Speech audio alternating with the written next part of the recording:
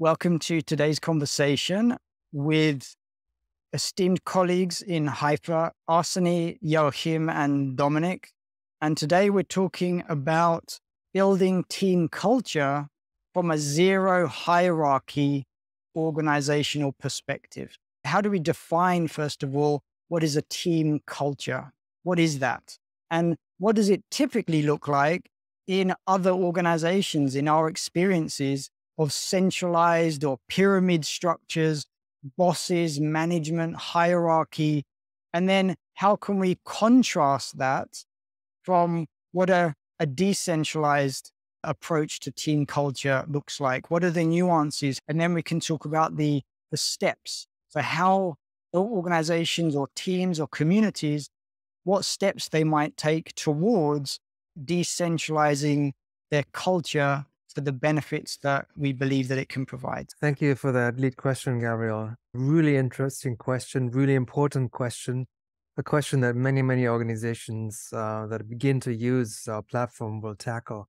So let me take a step back here and talk a bit about culture. Maybe start with organizational culture. That's the bigger topic. And team culture, to me, is embedded in a wider organizational culture, right? As we all know, culture eats strategy for breakfast. It's the thing that makes or breaks an organization, right? I mean, you walk into any kind of organization, you can sense immediately what kind of culture that is. Especially true for organizations where you have to show up in the office. So you walk into a law firm, there's a certain sense in the air, there's a certain tension in the air that tells you a bit about the culture, right? And then, of course, it goes into the interaction with your colleagues.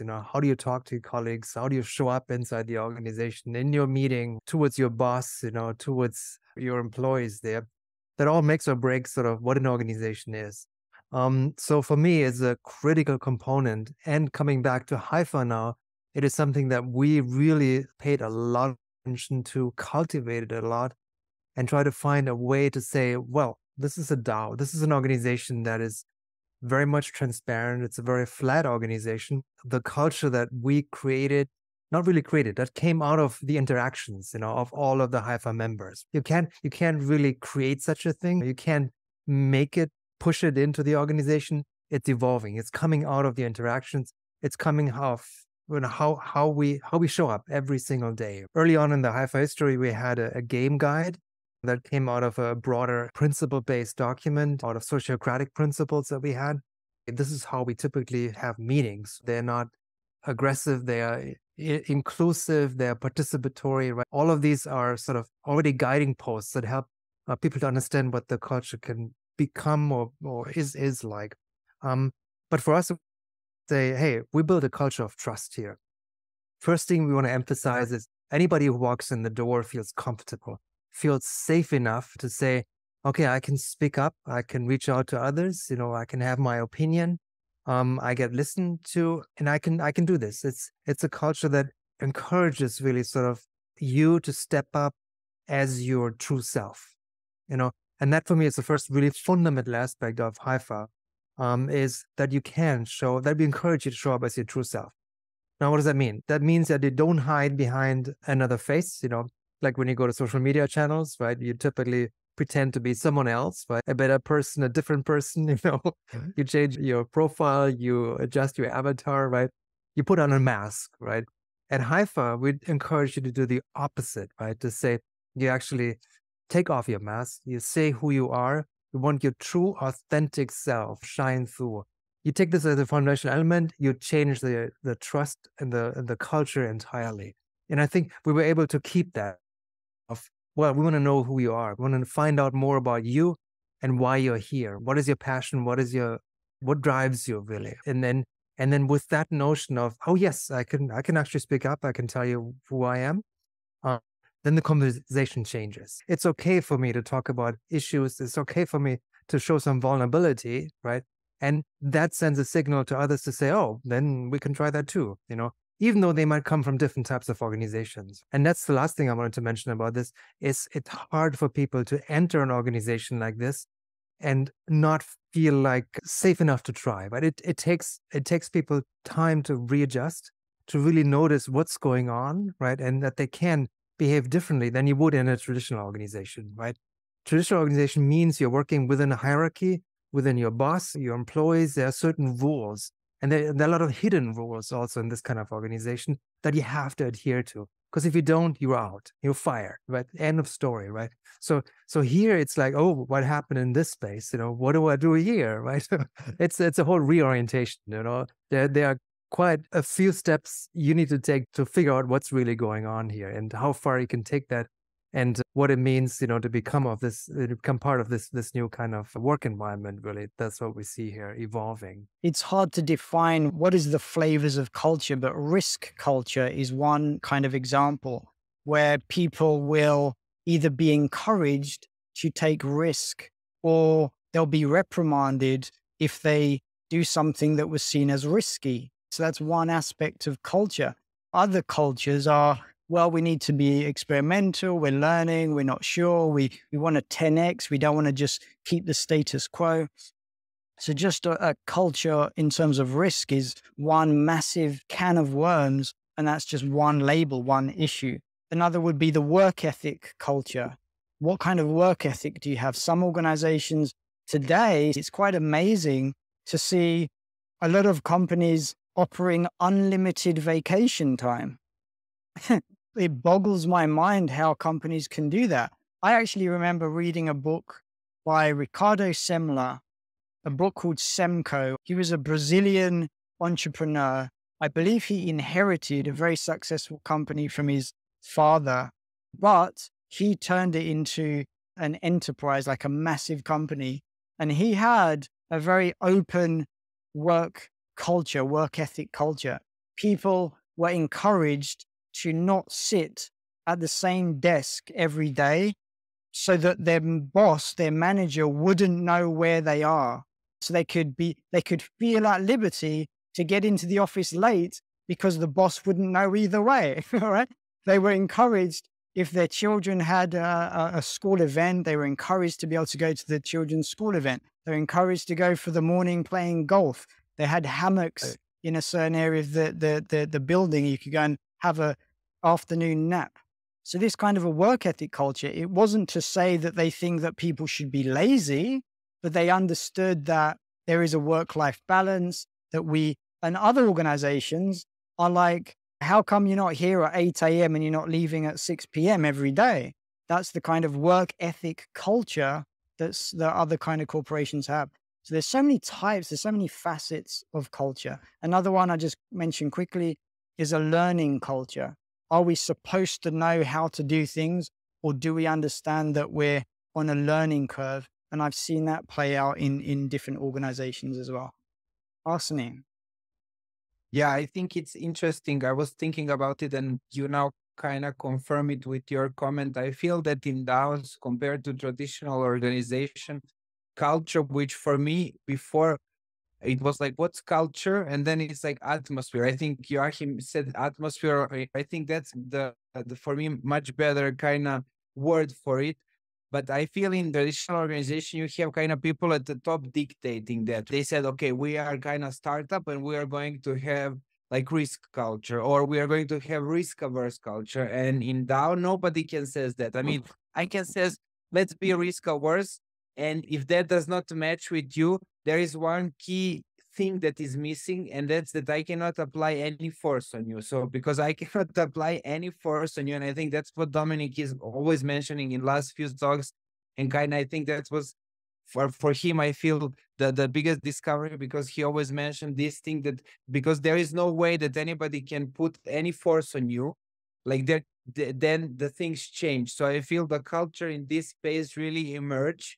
And then it's result of the members, and the way you have impact on this culture is you can have impact on this culture, but you need to approach it in a way that Joachim mentioned. You really need to have honest conversation, and we had that in teams. Sometimes it's not very pleasant, but I think every time it's not pleasant, good things come out of that, because I have feeling that the main ingredient of this culture is trust, and this trust really takes time. You cannot fake this trust. It takes, especially I think it's challenging because we are online, and then because it's not natural. I mean, in evolutionary sense, this is kind of new for us human. It takes us more time to establish full-on trust online versus if we work in the office. So I feel that's also the benefit, because it requires kind of more time and dedication of the members in order to establish trust. And then once the trust is established,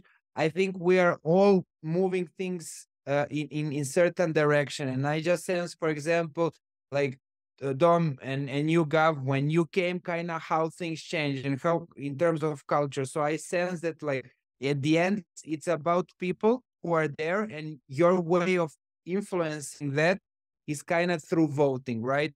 And then at the end, you cannot put any force to it, which I think it's much more natural order of being. And I imagine that for people coming from kind of from old paradigm, it's going to be frustrated in certain cases. But I think that's the way things are. It's really like some of all the members inside. That's kind of what the culture becomes. And then the way to influence it is to talk with it. It's to talk and talk and talk and talk.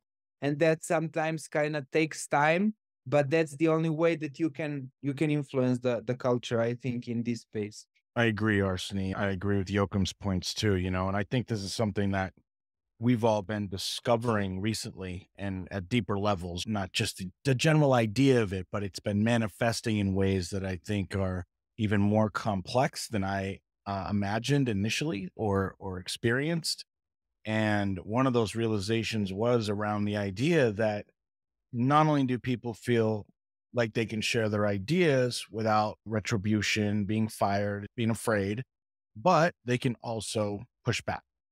They feel confident saying, it's not, I don't agree with that. That doesn't make sense to me or whatever.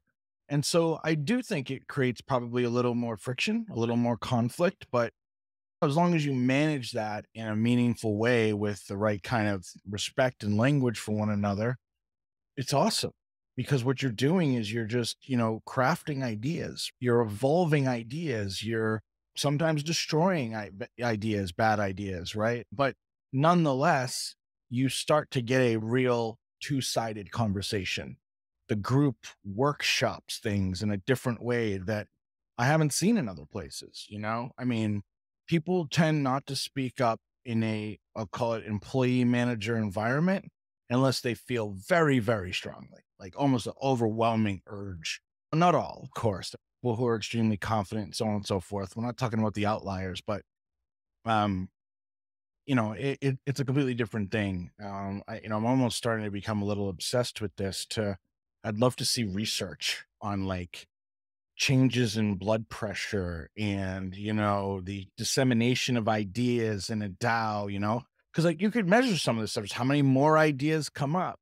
And I don't know, maybe we're, just high on our own supply and it's not that good. Maybe there's too many ideas. I don't know. But, this is absolutely an experiment. And without question, it's just completely brand new. You can't say that enough. I don't think it's something you can make a comparison to. I think it's more like something that you can try to relate it to for other people to experience. I wanted to just touch on this idea of culture of adjustment. I think in a DAO, a decentralized autonomous organization, which is what we call this kind of structure of a zero hierarchy organization, we have to have a culture of adjustment because we are all adjusting from the careers or the life experience that we've had, whether it be through parenting or schooling or earlier career experiences. People are not necessarily used to speaking out. So we need a culture of speaking out. And that is what this experience teaches us over time through frustration, through confusion, through headbutting, and through the day-to-day trying to get things done, trying to figure things out. So there really is for me, definitely it's a culture of adjustment. Arseny, you mentioned voting. So I think that's pivotal as well. And it's interesting to see that we right now as Hypha, in my mind, are going through this awareness of, well, although we vote things to make agreements, sometimes we might have to go back to what we'd already voted and agreed on earlier to make an adjustment in the agreement.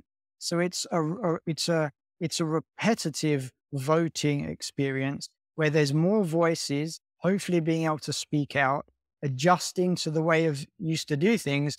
And then we're still finding that, well, we agreed something, but that doesn't mean that we can't learn, adapt, or disagree, and then have to work and find a new level of agreement. So it is an incredibly different culture. I also think, to round off here, that there's a lot of similarities as well. It's not to say that in pyramid traditional hierarchies, they don't make agreements and then they want to go back and review those agreements.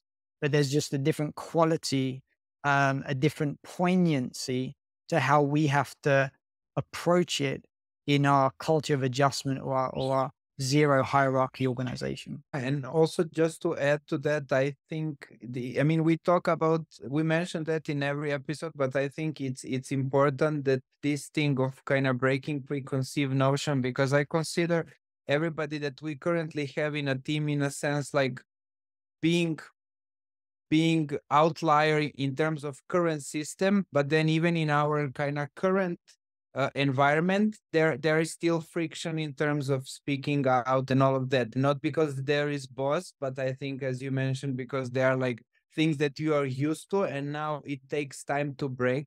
So it would be interesting to see what are going to be the ways that we will find to kind of help our organization that are going to be part of DAO, kind of how can they break this. But I think definitely one of the things is that these things needs to be progressive. And I think people should not shy away that they start with some structure that they have, whatever that current structure is, and then to slowly move and try to break away from that. So I think it's very difficult, and maybe it will be failure if you try to immediately kind of establish structure that maybe we currently have. For some people, it could be possible, but I think it's much more safer that you start with whatever current organizational structure you have, and then maybe you can play, right? And then you can say, okay, let's try to work with this team, or just to work with this section, and then slowly start decentralizing other, like progressively decentralizing all parts of organization. I think that's very important, because if you're like, oh yeah, this sounds super good, we're going to just get onboarded on Hypha, and then we're going to become decentralized organization, right? Because that's kind of how, I don't think we are advertising things in that matter, but I think in the way advertising works, there is always like this expectation, oh, I will buy this piece of gear or this equipment and it's going to make me this, whatever that is, right? I will buy this camera and then I will become professional photographer, or I will buy this instrument and then I will become musician. And I think people coming to that world kind of unconsciously probably have this feeling like, oh, software is going to aid me, he's going to make me this. I think software is going to aid and kind of guide you toward that. But I think in a kind of broader, our ecosystem of Web3 tools, there is this kind of friction and expectation that people think that, like, okay, just because we use this tool, it's going to make us decentralized. And I think that's very important point. And that's why I really like that we are calling what we have decentralized human organization, that we remind that human at the end are at the center of this, and this tooling is here just to help. So I think we need to repeat that, so that we build real expectation for people that this is kind of there to help you, but you really need to know how to drive this thing. And in order to know how to drive things, you need to work on your preconceived notion and start with something that you have and then work from there. I think you're absolutely right with the notion of it's a progressive path. It's a path that you take over time. There is a way to, reorient and understand what we're doing here. You can't do this in a few days, in a few months even. It might take a while before you understand the context. Let me come back to the notion of adjustments and zero hierarchy. Let me divide that up into two parts. Again, looking at hierarchy in today's traditional organization, what that is, what that means, and then looking at hierarchy, more so I would say holarchy, in an organization. What is the difference here, and how can you traverse, from one space and move from there into something new, experimenting with something new and experiencing something new, because I believe you cannot really explain that. You cannot read books about it and understand how that all works. You have to be there yourself and live it yourself. Then you begin to understand what it really means to work in a organization like Hypha. So let me start with the hierarchy on the traditional side of things. So most of us, probably all of us come from where you had bosses, you reported to someone up the chain, or you had employees, pushing messages from the top down the chain, right? So this is all very vertical. This is going up and down, and it's intentionally made that way because a traditional organization wants to be effective, wants to be, let's say, efficient, right? Wants to route things quickly as possible through the organization. That's why that is structured this way. That's why we have org charts. They resemble little boxes, right? One box after another, and you sit somewhere, on that hierarchy, and you go up and down there, but you don't go horizontal. If you do that, yes, they do something like a community, and they invite people to come together to talk about things across the organization. But usually what happens, there's a committee somewhere, right? Or there's a board of directors who makes these broader decisions for the entire organization. You will also notice this is all very triangular, right? And towards the top of the organization, there are fewer and fewer people who are making these decisions. That's at the heart of building a kind of efficient organization that routes these messages up and down, right? What this also does is it creates power structures for the organization. So it's based on people who are sitting in certain positions, decision power over others, right? That's at the heart of the traditional organization. That means the adjustments have to come vertically, right? So you have to adjust to your boss, and you have to adjust how you reroute these messages to all the other employees. It can be merit-based, yes, because you're hired based on who you are and what your expertise and what your skill set are, but that really doesn't determine where exactly you are in the organization. You still have to make your way up the organization and talk to the right people to reroute your career. But let me come back to the other side of things. So the holonic type of organization, holarchy. I mean, that term was coined by Arthur Koestler when he wrote his book, The Ghost in the Machine. Don't know if you heard about or read it. Great, way of seeing this as a holonic nested structure. That's why we have these circles within circles, right? And what's interesting here, you see this in an almost biological context.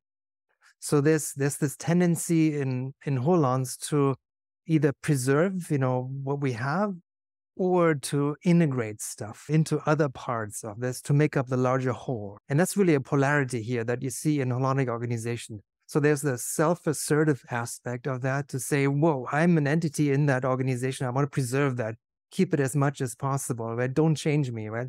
And then there's the other tendency to say, oh, we have to integrate with the other holons in the organization to make sure that actually reflects and works together.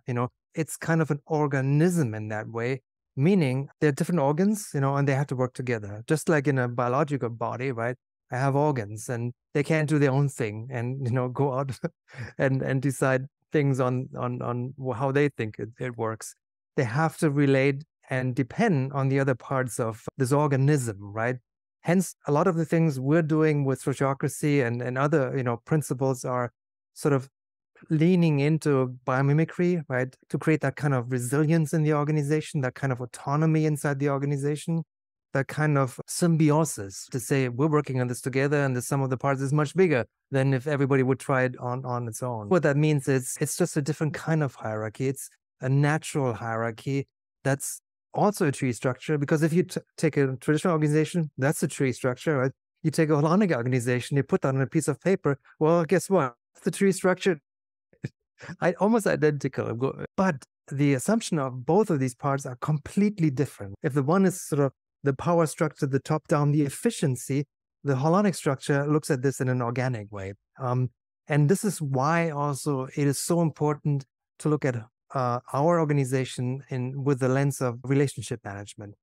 How you show up, how you relate to people, and how we communicate across the organization, rather than with the lens of performance management, which is an efficiency tool that you see in traditional organization. because you need to know who is good, who's bad, who is out the door, right? You have to stack it up and say, we're going to be more effective, right? We're going to be more efficient and reduce our work, load and reduce our, employee load. What do we do about this? With the holonic approach, it is much more building that trust and expanding the organization where we can, right? But also contracting if necessary, right? So it's a very dynamic thing to expand and move things around within that to come to some kind of an equilibrium, right? And that's the goal really of a holonic organization, to balance itself out and come to a stable position where everybody feels he or she has a place to be and to contribute and to be heard and to feel at home, feel comfortable where they are. Hello, everybody. I wanted to take this into like where we are right now in the world, because I read this article in the New York Times today. And it was an article about the writers and the actors strike in Hollywood and the unions. And it's so appropriate for speaking about the structure and the culture inside of DAO. And I didn't really know the history of this particular strike and what it's about. And so here's what it was, is that the writers in Hollywood used to be part of a team of creative potential. And they weren't looked at as a cog in the machine. And they use the example in the beginnings of building cars. You had all these creative guys working together, building stuff and creating stuff. And it turned into a factory line where a person knew just how to put in the spark plug. And I didn't know it, but the writers used to be that way. The writers used to be part of the whole creative team from the beginning all the way to the end, to the final editing, to the actual shooting, to the working with the actors. They used to be part of the entire creative journey, and they were improved as humans because of that. And the organization was improved because of the creativity and the community that represented. The excuse is that Hollywood said, we have to be more efficient. Like, you write, sit in your cubicle and write, give me the result, and other people take it from there. And that has left the writers feeling disengaged. They're no longer apprentices and part of the whole creative journey to learn. They have no mobility to become a director themselves because they have to stay in their cubicle only doing the writing. Just like the guy who his only job is putting in a spark plug, they don't need him to know how tires work. And that's one of the things, as I was listening to Joachim, that's like the culture of a DAO is, yes, there is efficiency and information flow, but it's about building a community that is collectively achieving something and intentionally doing that through transparency. Dominic's article the other day of the magnificence of the kind of conversations that take place. Do you think the guy that put the spark plug in on those cars, had any conversations with the guy, whipping them like, hey, you need to do, 2 cars per minute, about, how windshield wipers work? No. And that's kind of the opportunity here for real human interaction and the real integration of knowledge, including differences.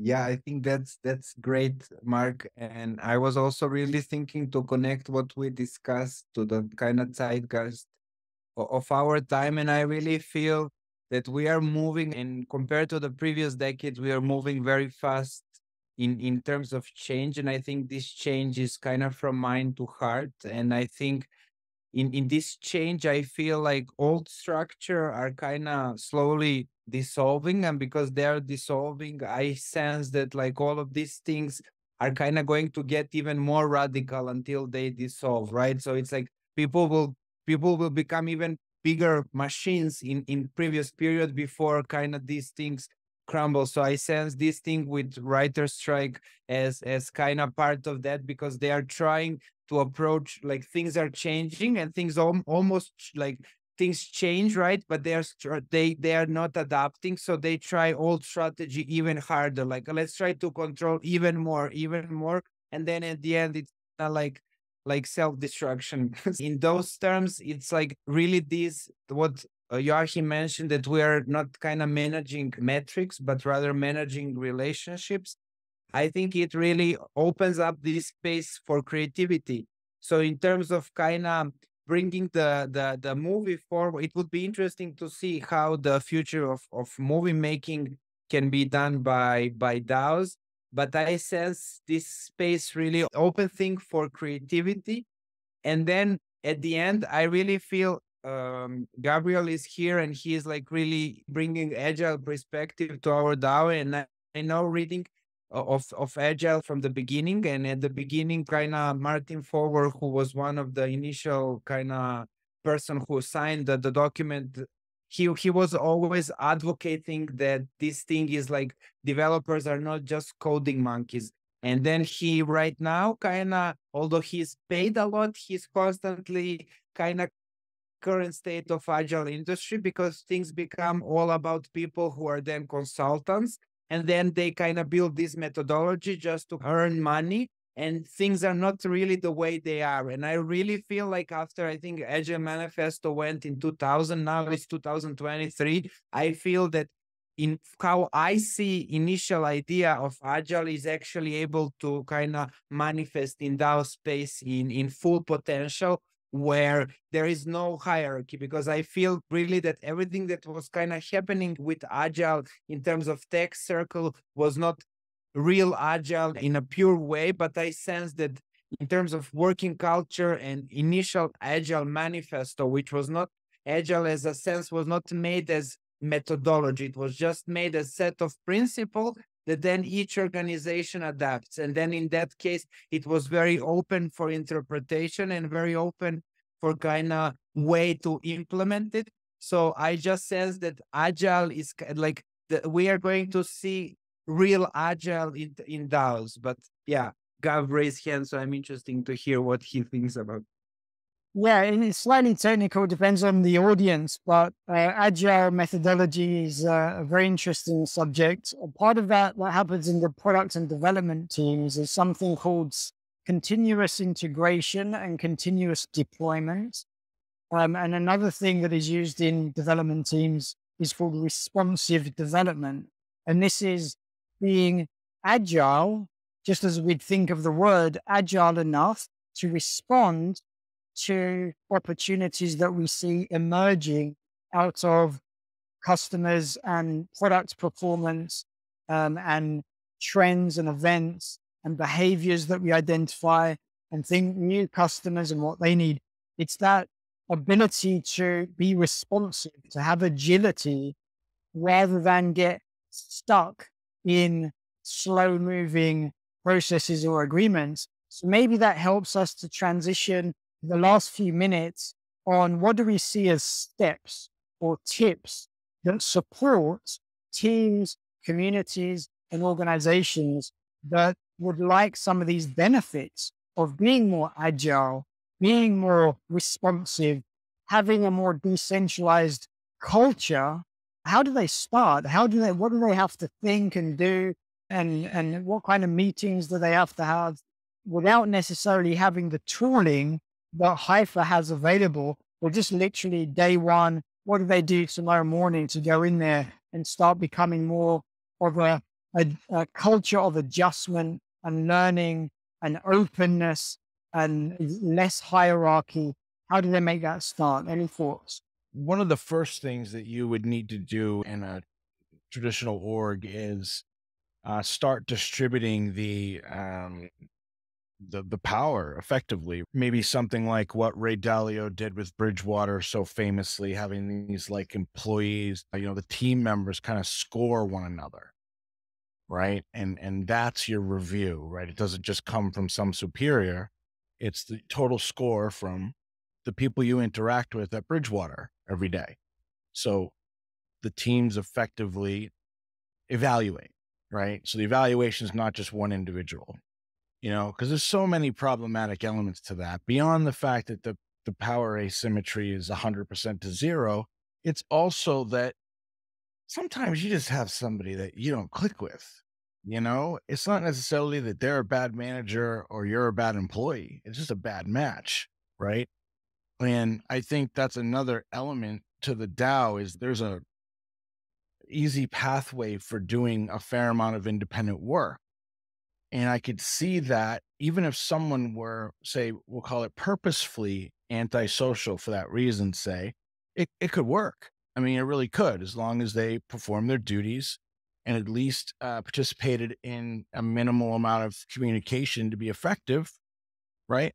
We could have a coder who's just off in the corner shipping code. Is it ideal? No, but it would work, and as long as they were holding up, producing and hitting their, whatever their accountabilities and responsibilities are, that would be fine.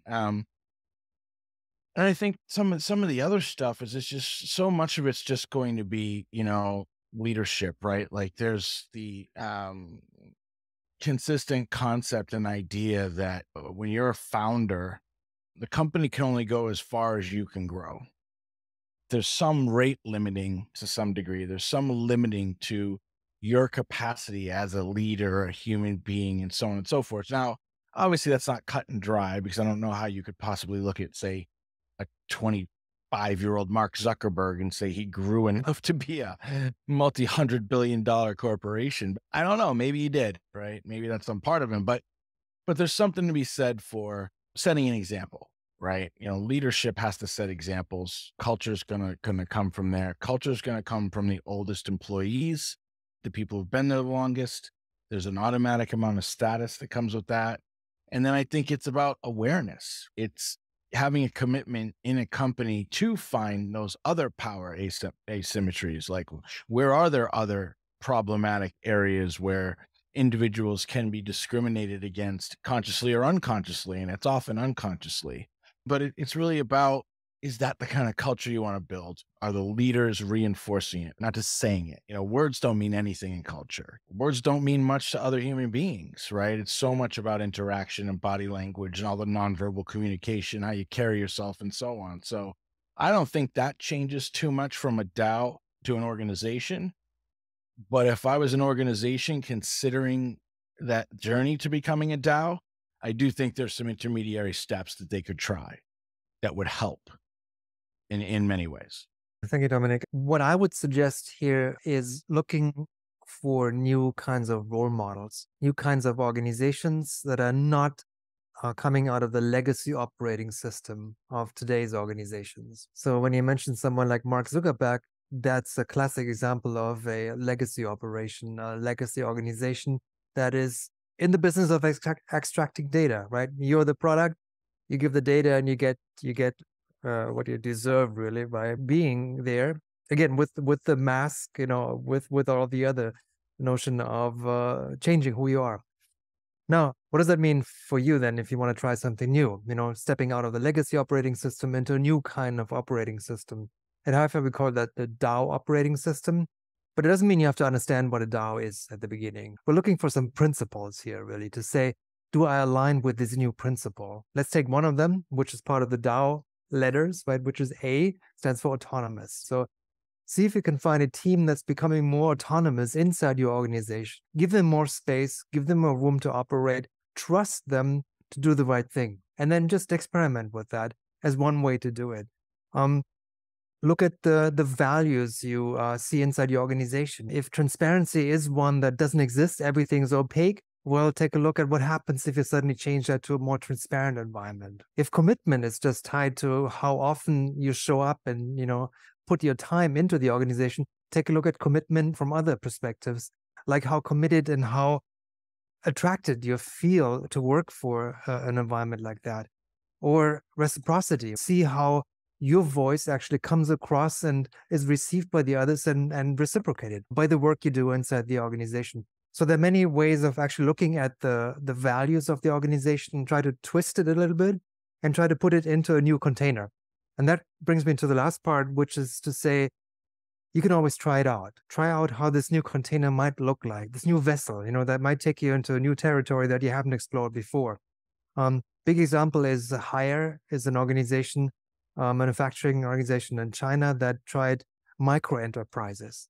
Micro enterprises are these new vessels, right? They give full autonomy to entire departments within the organization. They do your own thing. And they look very much like a DAO, right? Very decentralized, very autonomous, and part of the organization, right? Still part of this overall holonic structure that makes up the organization today. So these are ways to do it, ways to try it out. We're trying to lower the barriers of entry, right? We're not saying, this is costing you so and so much, this is, a learning experience, like no other.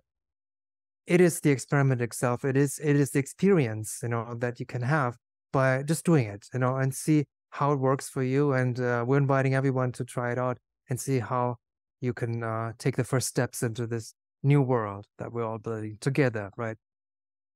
Back to you. Yep. It is a learning experience, and the barrier to entry is simply a group of people saying we want to do it. That's all. And I think that the tone and the culture that develops gives the ability for a group to basically say, we are coming together for purpose, and we are going to experiment, and we are going to care for each other. We are going to be kind, even though humans are complex. We are going to be kind because we are working together, and transparency and culture are things that we know will empower us to do something that was not previously possible. That is really the power of trying out a DAO with a group of people. And it requires the ability to step into that, to say that transparency is empowering, care for each other is empowering, and organizing with clarity as to why we're doing it and how we're going to do it, and the ability to have conversation with each other. Those are the basic, magic sauce that you mix it together, and a group of people can accomplish anything. And speaking of progressive decentralization, I feel that you need to start somewhere. And I would say that most of these things that we talk about today about culture probably comes uncomfortable in certain way for people who did not experience. So I think you could start with certain thing that feels uncomfortable, but not too uncomfortable that is overwhelming, and then kind of slowly move as you break these barriers and realize, okay, I need to trust other people more. So I imagine kind of there is this blob of decision that were put into one place, and now that blob of decision is kind of slowly moving away.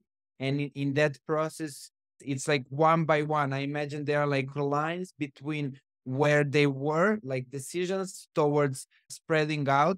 So I think in that process, it's really about this part of being uncomfortable and then kind of moving at a slower pace, maybe at the beginning, but really trying to tackle these things where at first you feel uncomfortable, but that I think once you overcome that uncomfort, you really feel good. You feel like, why we didn't do before. I think that's the result that you are on the right path. You don't need to kind of like anyone from Hypha or anyone like to tell you, are you doing? I think organization can evaluate themselves, because in a similar way, like Dominic mentioned, like I have feeling, is there like kind of some research that we are doing it well? Because I think you sense these things. And I think to go back to this move from kind of mind to heart, I really believe that these things will become norm in some future, where you will not it will be like, are we sensing this, rather like, is there a research for that, right? So I think also that's kind of hidden part of DAO, that you're moving from this, and again, centralized authority, right? Centralized authority, in this case, scientists who did the research, rather to kind of decentralized authority, where each organization is evaluating themselves. And it's like, are we doing it okay? And I think then it's really to go back to kind of human level. It's up to each member to evaluate and says, oh yeah, we are doing it well, or no, we are not doing it well. But in order to do that, each member needs to feel kind of empowered and needs to feel free to express this. So I think that's that process where you constantly need to go back and forth. So I think in these cases, the only way to resolve frustration is to speak. And it's like super uncomfortable, but it's super simple. Every time you have kind of something, you need to speak. And I think it's process of learning to speak out.